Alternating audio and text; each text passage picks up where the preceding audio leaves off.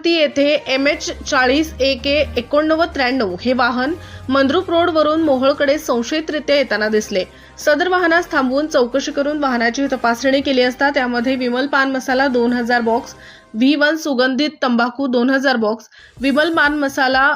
24000 पाकिटे, V1 सुगंधित तंबाखू 24000 पाकिटे व विमल पान मसाला 1800 पाकिटे असे प्रतिबंधित अन्न पदार्थ एकूण 66,16,600 रुपयाचा साठा जप्त करण्यात आला। सदर प्रकरणी अन्न सुरक्षा अधिकारी यांनी अन्न सुरक्षा व मानदे कायद्याअंतर्गत पुढील कारवाई करण्यात आली असून वाहन चालक विजय शिवानंद कंबारा राहणार आझाद रोड अळणावर धारवाड कर्नाटक, साठा मालक सुजित हिवसारा राहणार पुणे 3, वाहन ट्रान्सपोर्टर मालक रफिक मेनन, वाहन मालक श्रीमती लक्ष्मी सुनील राहागडाले यांचे विरुद्ध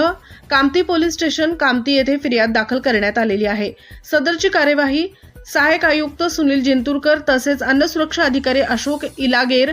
मंगेश लवटे, उमेश भुसे व नमुना सहाय्यक श्रीशैल हिटनळ्ळी यांच्या पथकाने पूर्ण केली आहे।